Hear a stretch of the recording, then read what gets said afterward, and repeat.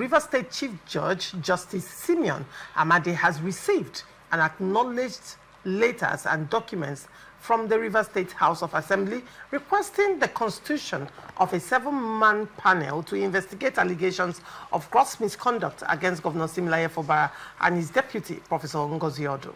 The Assembly's Committee Chairman on Petitions, Informations and Complaints, Dr. Enemi George, confirmed that the documents included impeachment notices, supporting materials and procedural guidelines, insisting the lawmakers had acted in line with Section 188 of the Constitution. However, the development comes amid a subsisting interim injunction issued by a Rivers State High Court in Oyibo, restraining the Chief Judge from receiving or acting on any impeachment-related communication from the Assembly. Despite the legal restraint, the Assembly maintained that it had fulfilled its constitutional obligations and urged residents to remain calm, warning against actions capable of undermining democracy in the state. Reacting to the impeachment notice, Governor Fubara described it as a love letter, striking a light tone while assuring Rivers people of his commitment to peace, security, and governance. He vowed not to support any action that could breach public order, reaffirmed his mandate as governor, and pointed to the peaceful conduct of the 2026 Port Harcourt Polo Tournament as evidence that the state remains safe for residents, investors, and visitors. Now, Chizi, continuation of our early conversation. Yeah.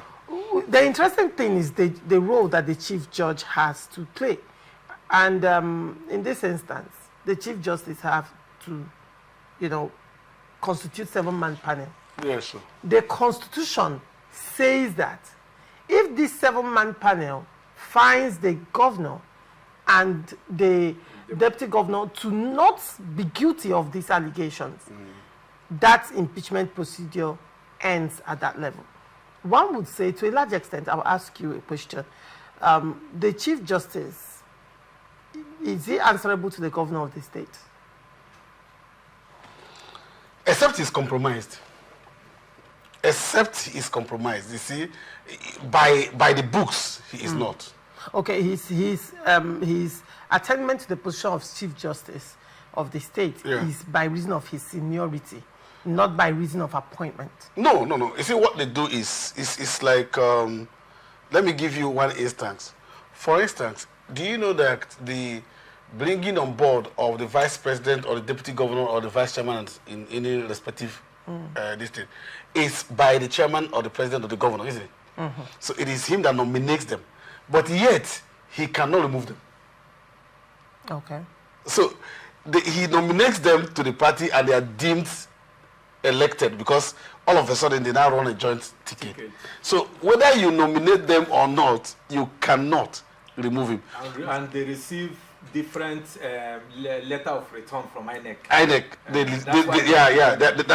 you can't. So the Chief Justice is independent. Yes. Of the executive. Yes. Why I'm saying this is, though when there is a vacuum in the office of the Chief Judge, what happens is that the Judicial Service Commission, that's of the judiciary, we nominate the 3 senior people. So there will be the level of character and all of that to the NJC. Right? The state will nominate them to the NJC and the NJC will bring them back, having done their own work, for the governor to now say, this is the person we nominated. Now, as soon as that governor finishes that duty, that's all. That's all. The governor cannot do anything. The governor will have right over him again. Right. Do you understand? So I said, but yet, the CJ can choose to be compromised. That's what I use. I said, except he's compromised. Right. Now, because you see, let me draw you back a little bit. You just talked about the lawyers who already knew that they shouldn't do this, go to court. You talked about the judge who knew, like Fabrisima, who knew that he does not have right over this thing, he does not have jurisdiction over it. Go ahead to name that. Do you know what? The question will be, do you know how much the governor pays the lawyers? So they are interested in the money, other than what I gave you one instance. I said there was this lawyer, he carried his client to the High Court.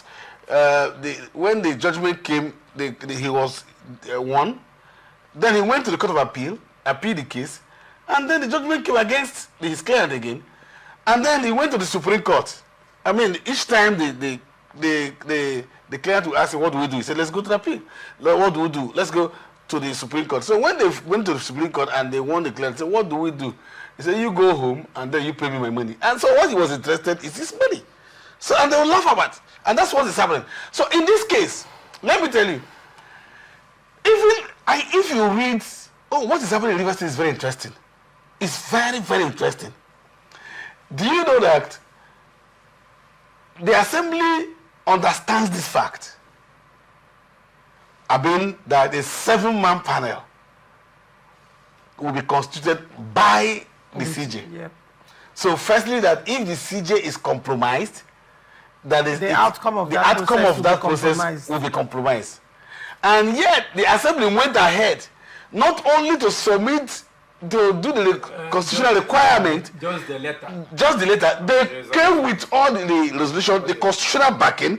They went with the materials backing everything. Like, this is the evidence of what we have said. This is the evidence. You know what the assembly is doing? The assembly is saying, check it out. Yes. The assembly will publish those things as soon as they start sitting. The assembly will publish everything. So it will not be difficult. The world will say, okay, let's see. That the assembly said governor bought television that was not in the constitution. This is the appropriation law. The 2025. And the television was not captured. And the television was not captured, and yet the governor bought it. This was what was captured here, 20,000, and the governor bought it for 30,000. This is it. So it is. You see, the person that will be on trial is the CJ. And the 7-man panel. Yes, I'm using the 7-man panel as they are on trial. There is something I love about. Please allow me to say something about him, about Wike. Wike is a process person. He understands that no matter how legal or how good and excellent your matters are, that if you face procedure, that you have failed. Those technicalities. That's why they are going to. Don't forget that they have a window. They have a window that if you don't even set up the panel, they can set up the panel. Did they have that window? Sure. Did they have that window? Now you are saying that, okay, you are not setting up a panel. The assembly will go to the panel now and speak to the panel. You will come to the panel. You will write. So when you write and tell us what you have done, whether this conduct is not impeachable offense. So it is the people that will not say, all of these things we have seen are not impeachable. Let us watch them. They'll be the one on trial. But you know, the interesting thing is that constitutionally, when this notice of impeachment is sent to the governor, and in this instance, both the governor and the deputy governor, they are expected to respond to these allegations contained in the impeachment, in the letter. And then after the response to these allegations, then these allegations as well as the notices will be forwarded to the CJ. No. We will set up. That's where I was coming. Now, I am looking at the fact that the governor has not responded. That's where I was coming. All right. That's where I was coming. The governor has 7 days notice, 7 has expired, so it's remaining 7 days more. So let us not wake him up. He has not responded. It is based on that response, and he's just there doing his love letter. Don't worry now. We're waiting until that time. If he has not responded, he cannot respond to the panel. The governor does not respond to the panel. It is to them. They will bring their own and their response to the governor, to the panel. So we will now look at that same panel. Which response from the governor are you going to say that this is faulty? I want to know. Just don't wait. Just wait. You see, because we'll be looking at the technicalities, and this let's say, like always, this is me now giving expo once again. That's what I'm saying. So please don't. But it's just, well, one would say, considering the seriousness of this matter, the governor and the deputy governor cannot play with procedures. You understand, in this particular impeachment process, because the moment they play with procedure, there is a lacuna that will be exploited and exploited properly. So if you're going to have a fighting chance, one would say that they have 7 days remaining because the Constitution says 14 days. days. And when the governor, when they respond, the House of Assembly is expected to convene again and look at, you know, the response. After looking at the response, all these things will now be forwarded.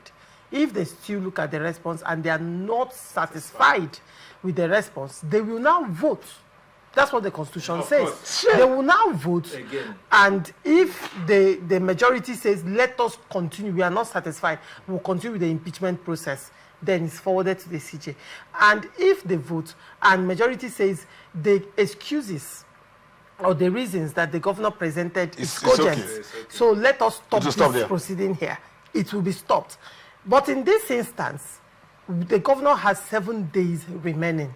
And within that 7 days, the assembly is expected constitutionally to convene and look at the response from the governor and then take a decision. Okay, let me tell you that firstly, they don't have 7 days remaining.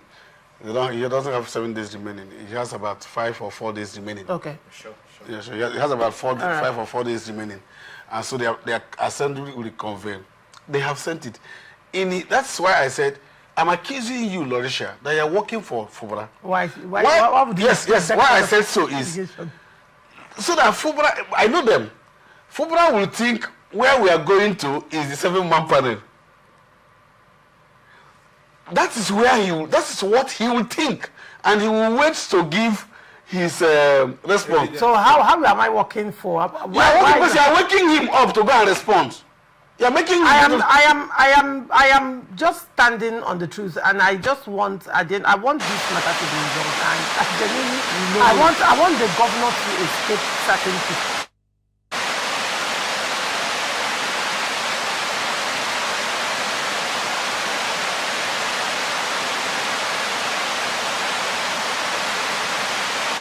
To Rivers State, because the more these things are stalling, the more it's affecting development in the state. But then one would say, to a large extent, all the expos I have ever given on this show has it been taken. No. You see, what you are doing actually is good for your profession, not good for us. But I can tell you that the reason why he wouldn't even do that is that the man is going with certain level of ego that I have not seen. Right. Yeah, it's a displaced ego, you know, that he feels that, if not, all of those time you are wasting with lawyers going to court would have been time to go to the assembly. All right. Isn't it? So, but you talked about something that's very interesting. That's interesting, that you want this whole impeachment thing to go so that development can continue. That is why some of us want him to be impeached, so that Rivers State can be peaceful. All right, Chizi, at this point, Ifeanyi Chukwu, what is your take on this matter? I think Chizi has said a lot on it, and the only thing I have to say is that the CJ of Rivers State should do the governor a lot of good. If he loves the governor, he should set up the 7-man panel. There is no way he can run away from it, because he is constitutionally mandated to do that. He is also in the picture of this process of impeachment, because he has a role to play by constituting the members that will be non-political members. There will not be any member of the House of Assembly, not a member of the state ESCO, but people of great integrity and respect in the state. So, but my misgiving here, Laurentia, is this: given the number of people and the sharp division between the Rivers elders and the opinion molders and Rivers academia, you know, that are divided between Martin Samuel, like Chizi said, we don't bring in Nelson Wike to belittle his worth. So between Martin Samuel camp and the governor, where are we going to find those men? Because everybody here in Rivers State is aligning with one party or the other. So I await where we are going to get such a man. Recall what Jonathan said prior to the elections, that he was going to appoint an INEC chairman that he has not met. that is a Nigerian that is above board in the person of Jiga. So I wonder whether we are going to borrow men from another state if we are looking at things that are unbiased umpire in River State, because everybody in River State have an interest. There is nobody in River State that don't have an interest. So where are we, if the appointment is made, are we going to say this person does not have affinity with the governor's side or Martin Samuel's side, or somebody will go to somewhere and tell you that I saw Wike with this person on a picture in 1999, that this that Wike's person has been appointed. Even the people that have had dealings with Mr. FCT Minister when he was governor, or must have been seen in the corridors of power or among the group, maybe where Nyesom Wike went for a commissioning or whatever. If those kind of people are appointed, what will be the position of Rivers people?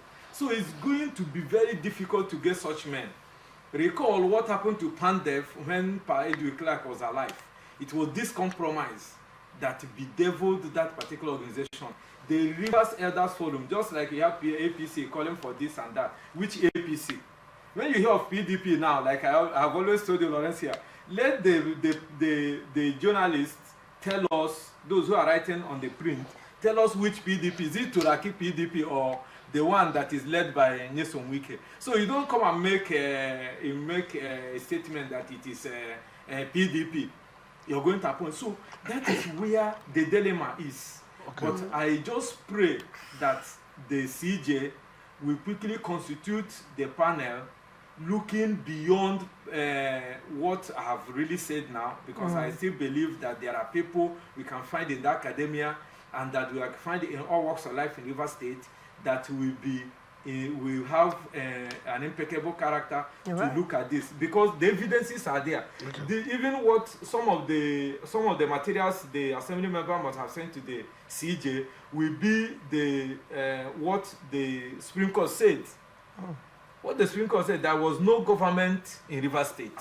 I believe that this is one of the materials, so that they will know where the governor have erred and how they will look at those. So the governor is on trial, the panel is on trial, and the CJ is on trial. All right, very well. Interesting position there.